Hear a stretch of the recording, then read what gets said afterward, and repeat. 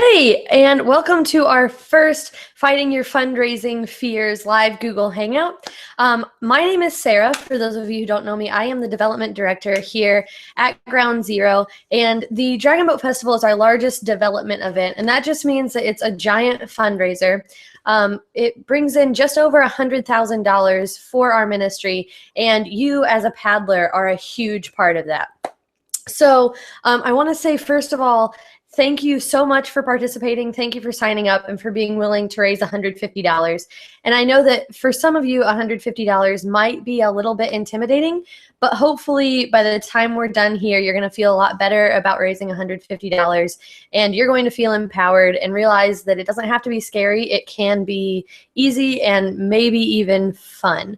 Also, I'm going to keep looking over here because I have notes. So the $150, let's start by talking about that. $150 doesn't have to be scary. And I know I already said that, but I really want you to believe that. I think that a lot of times we fall into this trap of thinking, well, I'm not a fundraiser. I can't fundraise. I can't raise $150, but you absolutely can. I think that the first hurdle that we need to get over is believing that we can't raise money. I think that we also need a paradigm shift when we're thinking about fundraising. If you think of fundraising as just asking people to give you money, then it's not going to be fun, and it's going to be a little more difficult than I would like for it to be for you. So I want to tell you a little bit about how I view fundraising and hopefully shift the way that you think of it. Think about at Christmas when you give someone a gift and you watch them open it and they love it. Think about that warm feeling that you get inside, right? Like, we all feel good when we give. And so that's really what fundraising is. It's offering people that opportunity to get that same warm, fuzzy feeling when they give. It's also part of our human nature to have a desire to want to be a part of something bigger than ourselves. I think that most people have a desire to make a change in the world and feel like choices that they make are making a positive difference. And that's what's so cool about the Dragon Boat Festival, is that when you're raising your money, you're offering people an opportunity to not only have that good feeling about giving, but to also have a good feeling about making an impact and a positive change in their world because of what the money is going to. So let's talk about that. Some of you might not even know. You might just be paddling because you have a friend who captained a team and asked you to be a part of it, and now you have to raise money and you're not even sure what you're raising money for. You're raising money for Ground Zero. What is Ground Zero? Ground Zero is a ministry in downtown Myrtle Beach. You can get all of the information you could possibly want at our website, mygroundzero.com. If you're not familiar with the ministry, I encourage you to check out the website and click around, check out some videos from our previous events. We've got some blogs on there that you can read. There's really a lot of information there. But right now, I just want to tell you 3 things to keep in mind as you're raising your money, in case people say, what is the money for? So first of all, Ground Zero is a 501c3 nonprofit organization. This is important for your supporters because that means that every gift is going to be tax deductible. Secondly, Ground Zero is a ministry located in downtown Myrtle Beach for teenagers. And thirdly, the way that we do ministry is by providing positive entertainment through life-changing events. So those are the important things to keep in mind. Nonprofit organization, all gifts are tax deductible. We're a ministry for teenagers in downtown Myrtle Beach, and we do ministry through events. So if you can remember that, that'll really help. But if you're not familiar with Ground Zero, I really encourage you to go check out our website and learn as much as you can there. So there's what we're raising money for. If you have specific questions, I'm going to be taking those. You can email me at sarah@mygroundzero.com, or you can use the hashtag GZFundraisingFears. And I've got a couple people sitting over here that are going to be monitoring that for me and let me know if you have questions. So feel free to ask questions and I will answer them here. In the meantime, I'm just going to keep talking about how I fundraise. Let's see here. Should have brought a fundraising packet up here with me. I didn't. We will talk about that in a minute. I'll have one in no time.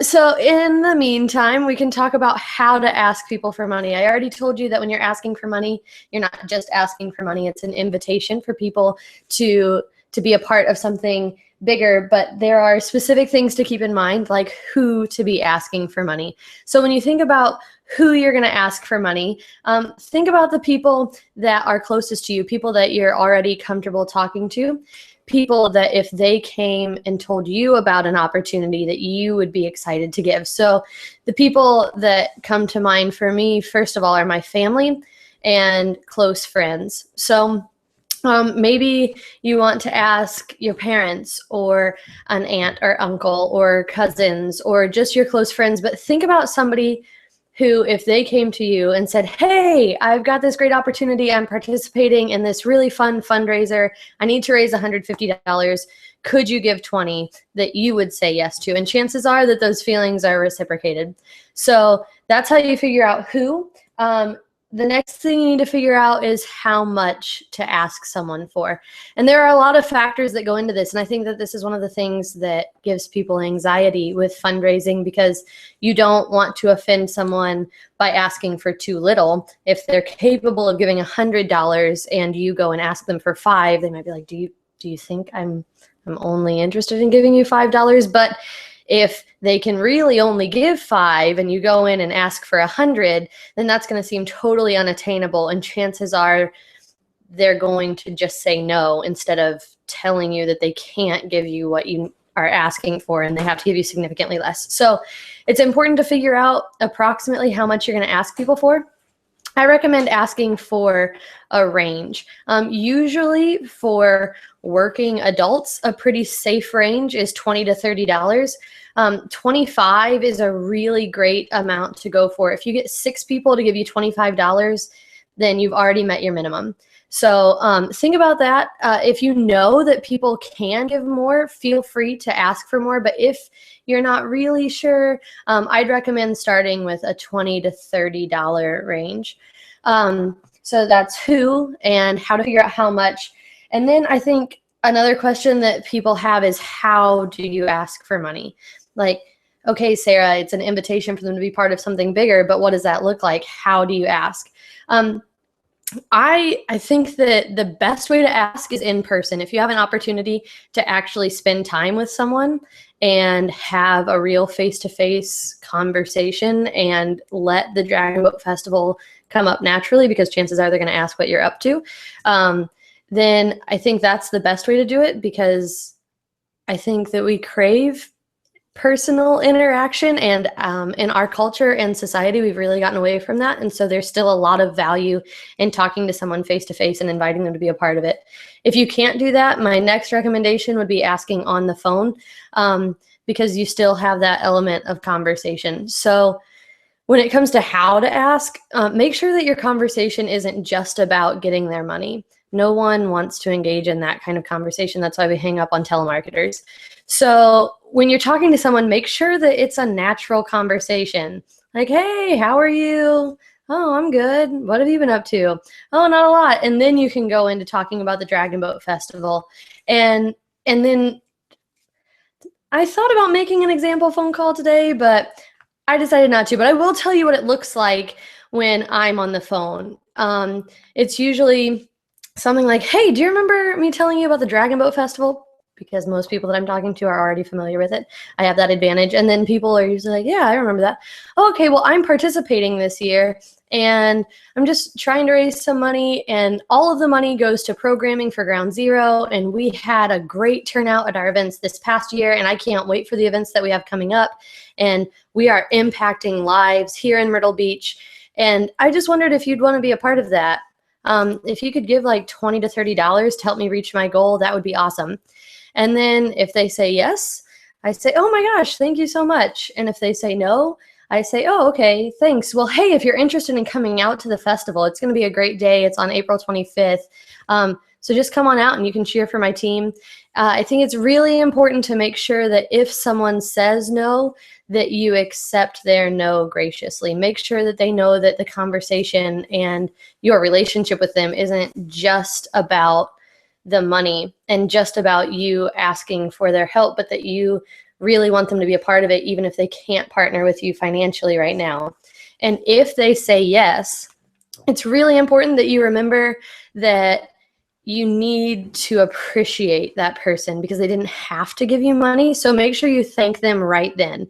If you're talking to them on the phone, say thank you right away. If you're meeting with them in person, say thank you right then, but don't stop there. So say thank you then, and then make sure you send them a handwritten thank you note. That's another thing that I think that our society has gotten away from that still means so much. There are very few things that I like receiving in the mail more than a handwritten thank you note. So think about that. You love getting thank you notes. It doesn't take long. Write a thank you note, send it in the mail before the festival. And then I would even encourage you to write a note to all of your supporters after the festival saying like, thanks so much for supporting me. We had a great day. It was a lot of fun. Tell them your favorite part of the festival. Maybe your team won your division, or maybe something really funny happened while your team was getting on the boat. But make sure that your supporters feel connected to you and feel connected to the festival and to your experience. The reason I really encourage you to show that much appreciation is because I am confident that you are going to have a great day at the festival. It is so much fun. I think you're going to love every minute of being with your team and racing and watching the races and the drummer costume competition and the live concert. It is just a fun day. And I feel really good about saying that you're going to want to participate again next year. But participating again next year means raising money again next year. And if you take time to really appreciate your supporters this year, your chances of having repeat supporters next year is going to be really good. So think about that. As soon as you get a yes, make sure that you're showering your supporters with appreciation and make sure that they feel connected and involved. Invite them to come watch. Invite them to come cheer your team on if they're local. If they're not local, invite them to come to Myrtle Beach for vacation and cheer your team on. Just make sure that your supporters feel connected and feel appreciated. Let's see, what else? Oh, social media. So if you're watching this, chances are that you are already registered online and you're watching because you got an email about watching. So that's great that you're already registered. Your online fundraising page that you were given when you registered is connected to your social media. I strongly encourage you to harness the power of social media. I don't think that it should be your only medium of asking for money, but take advantage of that. It's so easy to just type a little post and share that. Let people know what your fundraising goal is. Let them know what your progress is and let them know how they can contribute. A couple of years ago, we had one of our staff members, Jenny, decided to see what she could do with just social media, and she raised over $1,000 just sharing her fundraising goal through Facebook. So it does work. I don't personally have as much success with that as I do with talking to people, but everyone is different. So take advantage of your social media. It's really easy. Don't be annoying. Don't like post 6 different times every day about how much money you need, but do show people your progress. I think it's really cool to see. Some of you have added me as a friend, and I think it's really fun to watch those posts every day or every couple days and see that someone went from $50 to $75. I think that's awesome. So share that. I think people are going to get excited when they see that you're getting progress and that people are getting involved and they're going to want to get involved. So take advantage of that. I have a fundraising packet now, so we can go back to that. So we've talked about asking in person, asking on the phone, using social media. Another thing that I think is really important to take advantage of. I'm getting this out of a fundraising packet. You should have received one of these from your captain. If you haven't, call your captain and ask where it is. But in here is a number 2 envelope, and this envelope is such an asset. In this envelope, there are 5 letters, 5 large envelopes, and 5 small envelopes. I really, really encourage everyone to send out these 5 letters. I think it's foolish not to, because we've done all of the work for you. This letter explains that you're participating in a Dragon Boat Festival. It tells what the money goes to. It talks about who Ground Zero is. It mentions that the gifts are tax deductible. It has a story of a real life that was changed through an event as a direct result of the Dragon Boat Festival. And all you have to do is sign under where we typed sincerely. I recommend putting a quick little personal note on there, like, hey, Aunt Sally, I sat down to send out these letters and I thought of you right away. Anything you can give would be a huge help. Love, Sarah. So I recommend doing that and then taking the large envelope and addressing that to Aunt Sally or whoever you're sending it to. And then with the small envelope, just address that back to yourself. Also make sure you put your own return address on this. Don't put Ground Zero because we're not going to know who these people are. So address this to whoever you're sending it to with your return address. Address this return envelope back to yourself. Put it all in here and send it out in the mail. I think that you will be surprised at how successful you can be with just these letters. And let's see, that's 10 stamps at 48 cents. So $4.80 is all you're going to spend on that, and maybe 10 to 15 minutes of your time. And I think that you will be surprised by the return of that investment. So send your letters, make phone calls, ask people in person, and make sure that you thank anyone that says yes. Do you have any questions yet? Super. No questions yet. I am running out of material. Do you guys have questions? You can talk about giving online, and if you make phone calls, you can take people's credit. Oh, yeah, that's a really good point. Okay, so your donations don't have to be all cash or check donations. You're set up with that online fundraising page, and your donations can come in online. So you can instruct people to go to mygroundzero.com/paddler, and that will bring them to the Fund Easy page, and there's a button that says give, and they can find you as a paddler and go through that process. And it's just like checking out shopping anywhere else online. If they've shopped on Amazon, it's just like that, filling in their information. But you can also, when you're on the phone, you can log into mygroundzero.com/paddler. And while you're talking on the phone with them, you can click give, and you can walk them through filling in all of their information, and you can process that donation for them. That's actually how I've gotten most of my donations so far this year. And I've got just over $600, and most of that has come in through me being on the phone and walking people through that and just asking for their billing information so that I don't have to hope that they'll remember later that they need to log on and do it. So I do recommend that you do that. However, if someone gives you a check or cash, make sure that you submit their check or cash. Don't go onto your online fundraising page and enter any of that information. If they give you a physical donation, you need to turn in a physical donation. So, and it needs to be their donation. If someone gives you $50 cash and someone else gives you $20 cash and someone else gives you $10 cash, don't keep that and write a $90 check to Ground Zero, because then they won't get the tax write-off from their cash donations. So make sure that cash donations and check donations go in a pledge envelope. And those are all in your number 1 envelope.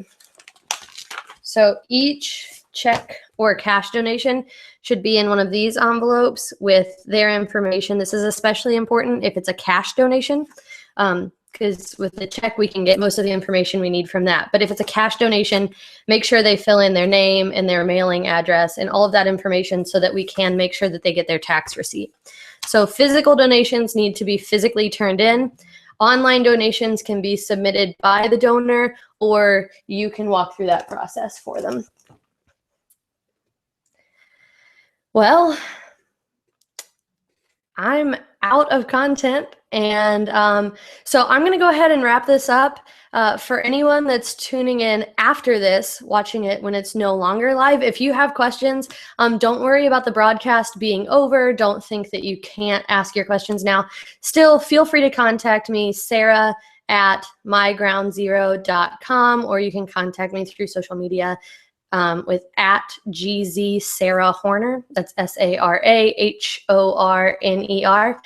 Feel free to contact me anytime with any of your fundraising questions for the next 5 weeks. Oh my gosh, we're only 5 weeks out. 6 weeks? I don't know. But until the Dragon Boat Festival, I am here to serve you. I'm here to offer you whatever kind of help you need with raising your money. So thanks for watching. Jenny, how do I stop this?